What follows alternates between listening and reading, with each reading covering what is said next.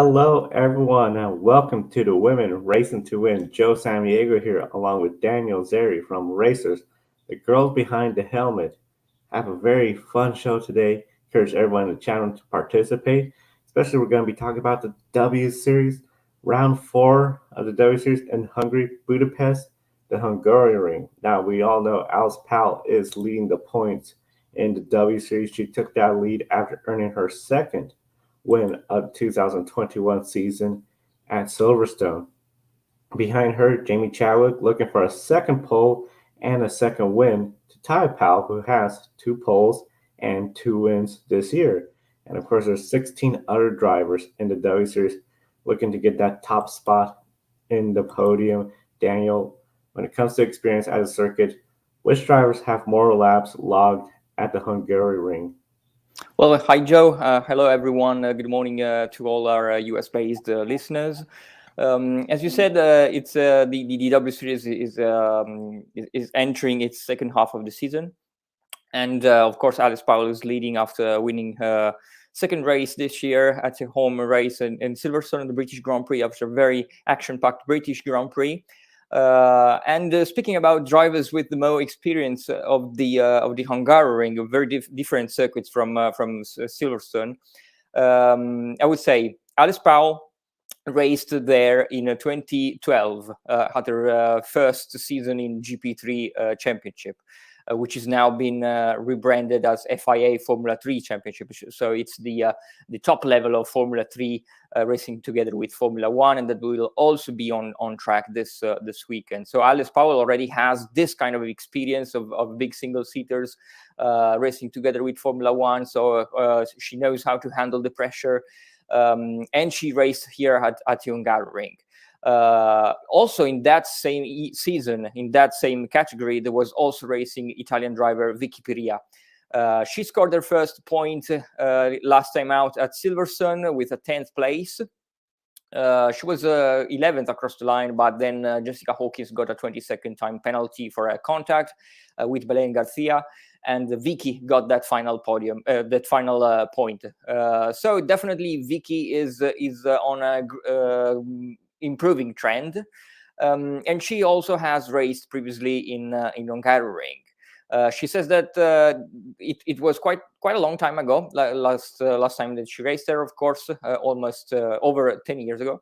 Well, almost 10 years ago, but she knows how to go around this track, which it's a slow track, a very technical one, requires some very specific techniques, and so Vicky could probably be again in the point scoring positions at the end of the fourth round of the championship. But the driver that has probably the most experience of the Hungarian track is Bajszky Visser.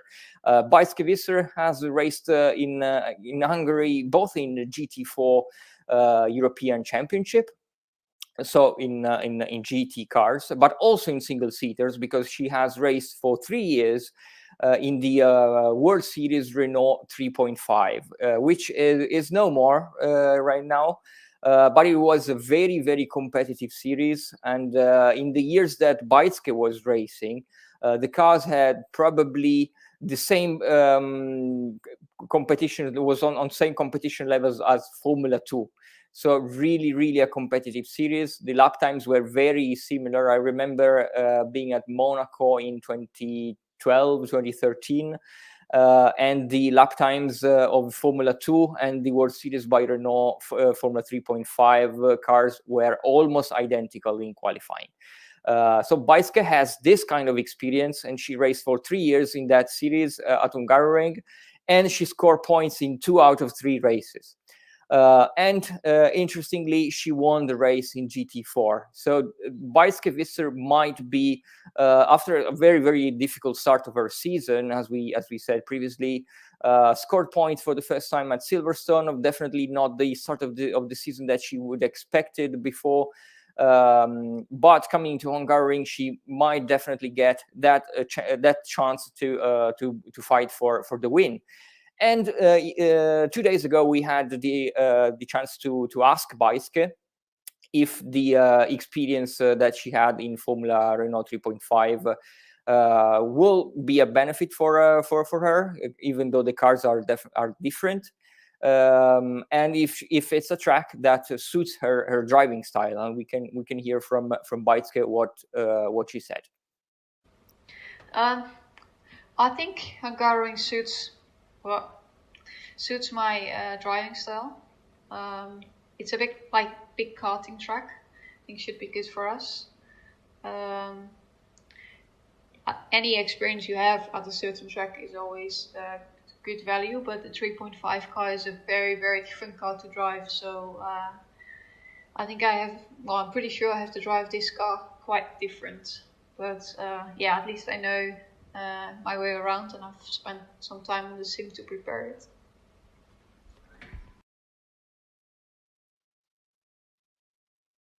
When it comes to bicycle visitor, she's definitely one of the drivers to watch. Definitely, I think it's going to be a lot of fun watching this track. Now, of course, this is the fourth round of the season. There's only 8 races this year, so this is pretty much going to be the halfway race, especially for the drivers that haven't scored points and are struggling this year. How important is this race going to be? Because this circuit is known for being very hard to overtake. What kind of race do you anticipate with this race being the halfway point of the season? As you say, it's famously a difficult track to overtake, so qualifying will definitely be crucial. W Series this year has only one 30-minute free practice session, while in 2019 they had 2 sessions. So track time is a little bit less, especially for drivers coming from Formula 4 championships, and they're making their debut in the Formula 3 machinery. That's a little bit more tricky to adapt to the car, because of course they have to learn the car, to learn the tracks, because most of them have never been to these circuits. So qualifying is really important, especially at the Hungaroring. And I would say, as you said, that it's a halfway point. Drivers like Marta Garcia, for example, have a huge pressure, because they have to score points, start to score points and podiums. Bicycle will have to recover. But at the same time, Jamie Chadwick has to close the gap to Alice Powell, and Alice Powell will definitely target another weekend like she had in Silverstone. So it's going to be tricky, and I would say that probably drivers with a little bit more experience will have the upper hand, because of course, as I said, with only one free practice session, drivers making their debut will have probably a little of a hard time. We've seen this in the first double header in Austria. When they had the second weekend on the same track, drivers like Irina Sidorkova, for example, were able to massively improve in the second weekend, because they had more track time, and so they emerged in the second race. Now it's all a bit bunched up. They go straight to qualifying on Friday, and then the race is just like after 30 minutes of practice and 30 minutes of qualifying. So probably drivers more consistency is the key in W Series. We've seen this also in 2019 when there was only 6 races. Now it's 8 races, but still consistency is going to play a major factor this year. Consistency is always something every series, and especially a series like this where the parity level when it comes to the vehicles is there. Definitely is going to be very important qualifying who's up front. That's going to make and break some people's races Saturday. And we also have Katherine Wood. She is making her W Series return at Hungary. She enjoys the technical challenges at this track. She has raced at this track before. Could this be a race where she scores a top 10 or a podium finish? Well, Katherine Wood, as you said, will make her racing debut, return in W Series after the Brands Hatch season finale in 2019. She missed out on the automatic entry by just 1 point in 2019. She was P13 in the championship standings after the 6 races of the inaugural season. and definitely deserves another chance. Katherine Wood is an Australian driver, but is based in the UK recently. And she really impressed in the preseason testing at the North of Wales venue of Anglesey. Of course, as we know, the second Puma car was initially for Tasmin Pepper, who is still stuck in South Africa due to a series of misfortunes. And so the second Puma car has been swapped by the other reserve drivers, and so we will see Caitlin for the first time this time on track at Hungaroring. And as you said, she already previously raced in Hungary. She also raced in 2016 in the GT4 European Championship. So probably that is going to be a good point for her. I would definitely say that she is capable of a top 10 finish. Of course, she has been sitting out the last rounds, so it's going to be a little more tricky for her to go straight into the weekend and score points, because of course the others have 3 more rounds of racing and of experience in the car, while she has to get back in the rhythm again. But why not? I think Caitlin Wood has proved in 2019 that she is a point scorer, and we will probably see her fighting for points. It'll be very exciting to see her back on the track again at Hungary. And of course, that's going to be Saturday. And of course, we encourage everyone be sure to subscribe to Grid Network, because Saturday, Daniel and Joshua will be recapping the W Series race at Hungary. And of course, if we're recapping a race, that must have mean there was a winner. So definitely encourage everyone in the chat room or watching this comment. Who do you think is going to win the W Series race? Of course, that means pick a winner. If you have 0 points, your first correct guess will get you double points. That is how Alex got in. His first correct guess was Alex Powell winning at Silverstone, got into the top 10, 6th place. So definitely encourage everyone to play pick a winner. And starting with you, Daniel, when it comes to this race at the Hungaroring, who do you see winning the W Series race? Always a $1 million question here, especially for W Series, because it's so tight, the grid. But I would go with Beitske this time. We know that she is one of the most experienced in this track. I would go for Beitske. Beitske, I think, has to be one of the favorites this race weekend. I think I'm going to go a little bit different. I'm going to go with Fabienne. I believe after getting her podiums, a good, clean qualifying lap could get her in that top 3, and then a good start, just like at Silverstone. I see her getting potentially that win, and we encourage everyone again to participate in Pick a Winner.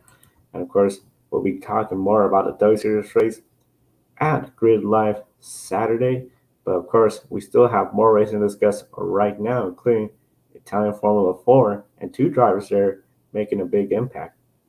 Yes, last weekend I was on track at Imola for the 4th round of the Italian Formula 4 Championship. As we previously covered this series, we often say that it is the junior category to watch in Europe and probably in the world for Formula 4 cars.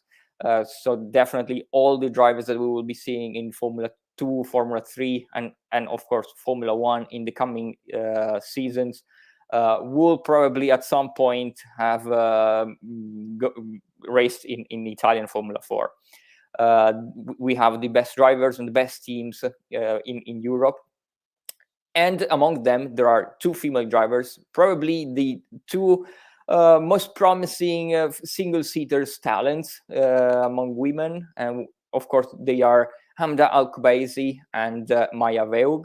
Hamda is 18-year-old from the Emirates, sister of a race winner, Amna Al-Kubaisi, and daughter of Khaled Al-Kubaisi, a very experienced and successful GT driver. Also, he raced also in Le Mans and won the Dubai 24 Hours. So definitely a racing family.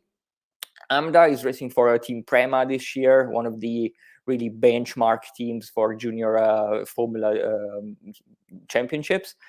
And Maya Veog, of course, she is the first ever Ferrari Driver Academy female drivers. She has been selected after the FIA Women in Motorsport program Rising Stars this year. And she's 16-year-old, so really young, and she's doing great. A great debut season for Maya in single seaters. She had a remarkable karting career prior to this. She's racing for Iron Dames together with Iron Lynx. And we know that Iron Lynx and Prema, they will be merging from next year. So there's a huge cooperation between those two teams. But they had a very, very difficult weekend in Imola. I would say that both Maya and Hamda struggled a little bit more than they would have expected. Hamda was really fast in the testing, in the pre-event testing that was on the week prior to the race. She was always in the top 6, top 7. So these are the positions that we always expect Hamda to be. And we remember that this series has like a 35 car grid. So it's huge and very competitive. Let's say that in Friday, we had 25 cars in 1 second. This is how competitive this series is. Hamda had a difficult practice after she jumped on a curb a little bit too heavy, and she had a technical issue for both in FP1 and FP2. And then she couldn't find the rhythm in qualifying. So, of course, when there are 25 cars in 1 second, you know that a missed opportunity in qualifying is really tough to recover in the races. And she qualified in P18 and P25 for the races. So definitely a hugely difficult weekend for her. Still, in the first race, she stalled on the grid, and both drivers stalled on the grid. Both Maya, there was starting a little bit further ahead. She was starting in P11. They both stalled, so that was a very difficult race to recover for both of them. But Hamda still managed to recover 7th positions. So that was good. It was, of course, not the result that she wanted, but still a solid race for Hamda. While Maya was P25, I think. And in the second race, then they were fighting between each other. They were fighting for P13, P14. And Hamda unfortunately went a bit deep into turn 1 when she was trying to overtake Maya. And in order to avoid going in through to the gravel trap, she lost a lot of positions, and she finished P21, while Maya was finishing P14. Again, not the result that she wanted, because she definitely is coming closer and closer weekend after weekend to the point scoring positions, but still was in the midfield. And the third race was definitely the best one for all of them. Hamda was starting a little bit further ahead. She was starting in P21, P20, sorry. And then she managed to climb the order, finished P13. So pretty solid race for Hamda. Remained away from all the accident that were happening in front of her, kept her nose clean. Really good race for Hamda, finished on a high.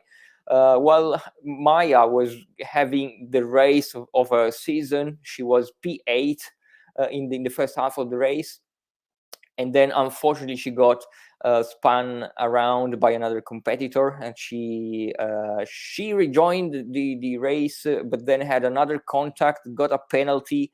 In my opinion, not very deserved, because she couldn't really avoid it. You know, in turn 1 and turn 2, they were side by side, and they made a slight contact, and the other driver went into the gravel, so she couldn't really disappear at that point. So I would not completely agree with the penalty, but still made little difference at that point, because of course she was battling at the back of the pack, while she had the pace to score points and then finish in the top 8. So she was not happy at all. After the race, it was not easy to talk to her. Understandably, she was very disappointed. While Hamda, on the other hand, was a little bit more happy because, of course, finishing on a high the weekend on a positive last race is really encouraging coming into the next weekend that will be in September at Red Bull Ring in Austria. Red Bull Ring, of course, a very high speed track. We cannot wait to see what happens in September for the two of them at the Red Bull Ring. Now, of course, here in the United States, most racing series, pretty much all of them, were dormant for the Olympic break, but we still had Arca Menards racing over at Iowa Speedway, the Shore Lunch 150. Essentially, this is the 11th race out of 12 this year for the Arca Menards series, and one of the big things we saw was Stephanie Moyer in that number 01.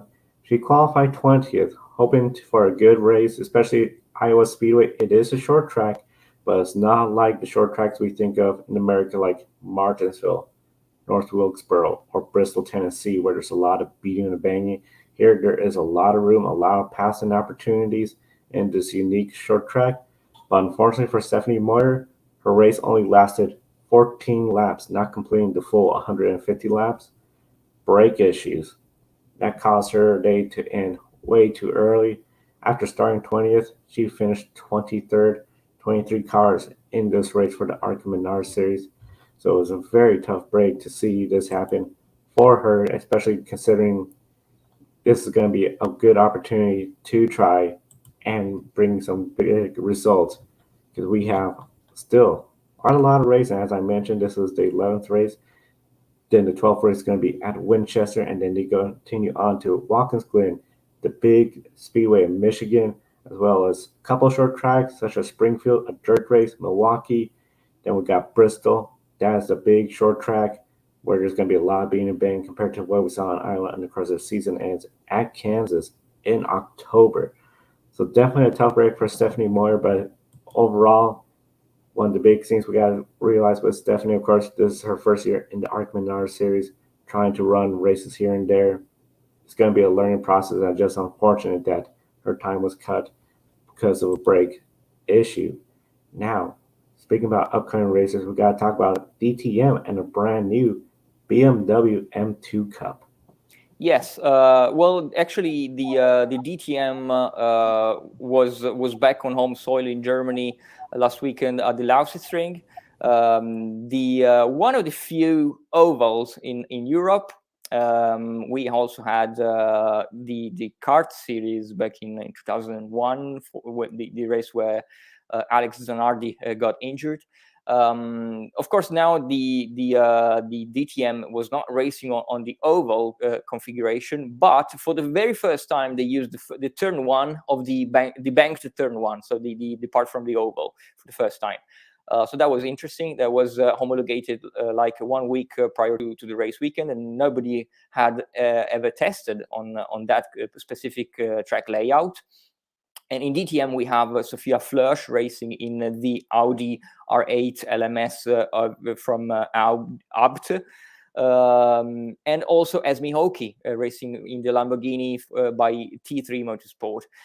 Esme Hockey, of course, former W Series racer in 2019, and Sophia Flörsch raced in the FIA Formula 3 Championship and also in the ELMS, did the Le Mans 24 hours. Now this year is also racing in the World Endurance Championship. So it's their first season in GT3 for Sophia. And so every race is a learning opportunity for her.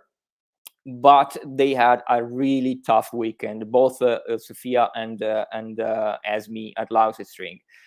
So our DTM race review will be very short because they both retired on the first lap in the first race. Sophia had a fuel pump issue that stopped her on the first lap.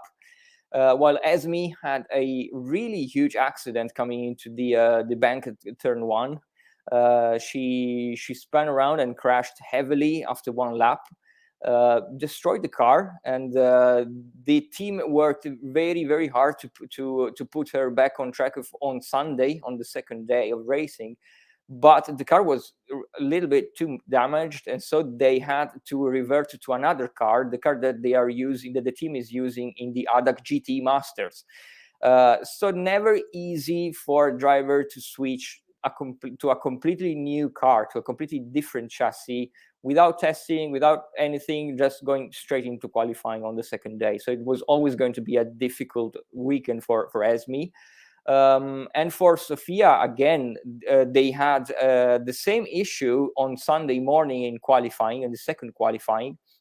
Again, fuel pump issues, and they didn't even complete one fast lap. And initially, they said, the team stated that Sofia was not able to even start the second race due to the technical issues.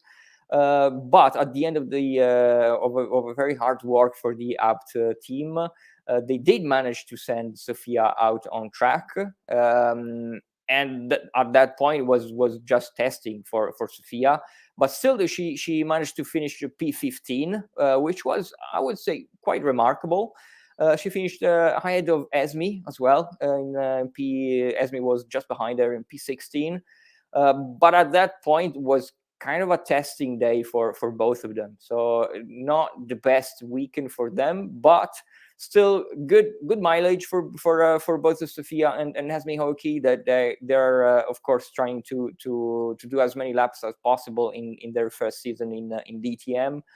And Sofia will be back of course in just 3 weeks time for the 24 hour of Le Mans in the World Endurance Championship. But also on track at Lausitzring, we had a very interesting new championship, which was the BMW M2 Cup, brand new series with 5 female drivers on track.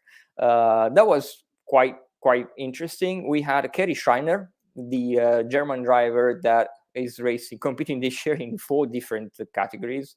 Very busy seasons for Kerry. She did well in the first race. She was 7th, and then retired after an accident in the second one. Then we had 2 twins, the sisters Alesia Kreutz-Pointner and Jacqueline Kreutz-Pointner. Jacqueline was particularly good this weekend. She was 8th in the first race, and again in the top 10 in the second one. So she was probably the most consistent of the female entries. Alesia was fighting a little bit more behind, but finished in P11, so not bad of a weekend for Alesia as well. And then we had also Polish driver, 18-year-old Marcelina Ksepiel, at her first experience in these kind of big series. She had a tough weekend after retirement for an accident in the second one, where she was just took out of the race. And in the first one, she was also in a contact on the first lap, and then had a tough time to close the gaps back with the pack. But she's doing great, and also every lap is good for her to for experience. And also we had Sophia Menzenbach, another German driver. She was also at her first experience in these kind of categories. She had previously raced in touring cars, especially in Asia, in Malaysia. She had quite a lot of races there. So it was very interesting series. We had a special feature on this series coming out earlier this morning. So we definitely encourage everyone to check out that new championship that we will be following also throughout the season. Definitely very exciting. Anytime there's a brand new championship forming up, gotta always follow, see how it turns out, and definitely a lot of potentials.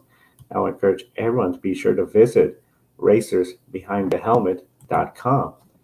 There you get a calendar of all the races coming up this upcoming weekend. I know quite a lot of races. Daniel, besides the W Series races, are there other particular races you think are going to be races people got to watch during this upcoming weekend?